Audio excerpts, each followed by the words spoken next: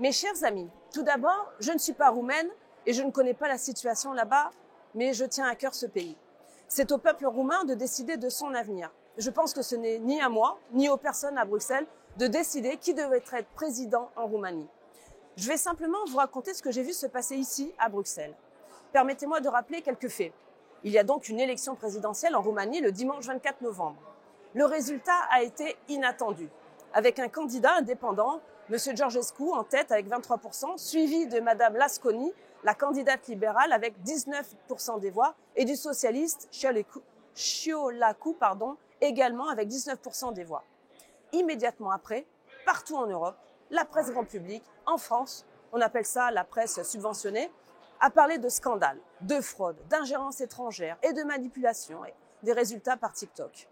Le mardi 26 novembre, soit seulement 2 jours après l'élection, nous apprenons par la presse, notamment par Politico, que Valérie Hayé, une députée européenne française appartenant au même parti européen que Mme Lasconi, a demandé que TikTok se présente à une audition au Parlement pour s'expliquer sur le résultat de l'élection. Cette audition est programmée pour le mardi suivant, le 3 décembre à Bruxelles, et j'étais présente à cette audition.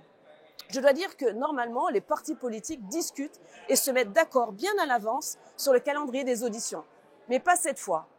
Ici, le président allemand de la Commission du marché intérieur a décidé d'ajouter cette audition à l'ordre du jour de notre réunion, en pleine période électorale, sans nous demander notre avis, puisque le second tour devait se terminer le dimanche 8 décembre 2024. Aucun candidat n'ayant obtenu la majorité absolue au premier tour.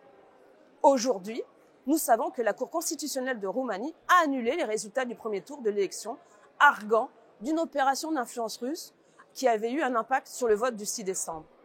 Je n'ai vu aucune preuve d'ingérence électorale par une puissance étrangère présentée au Parlement européen. Par conséquent, ma première réaction au cours de l'audition, ça a été la question suivante. Nous sommes en pleine période électorale et nous discutons des élections en Roumanie.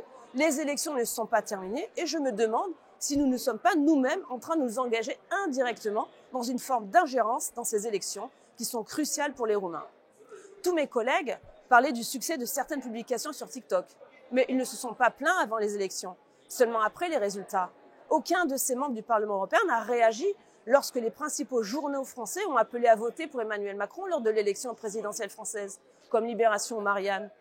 Alors, à l'origine, le DSA, le Digital Service Act, qui avait été présenté comme un outil destiné à protéger les mineurs sur Internet. Mais aujourd'hui, on voit qu'il est utilisé par les élites pour annuler des élections lorsqu'elles n'aiment pas les résultats.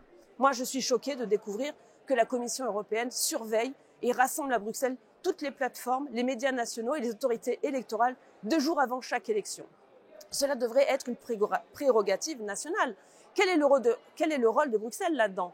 Certaines personnes ici à Bruxelles parlent de liberté, mais uniquement à condition de rester au pouvoir. Elles veulent que vous continuiez à jouer à leur jeu, mais elles seules, avec un S, ont le droit de gagner.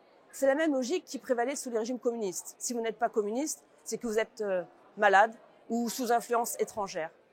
Aucun d'entre eux n'accepte l'idée que peut-être les Roumains veulent quelque chose de différent. Au lieu de cela, ils préfèrent désigner un bouc émissaire, TikTok.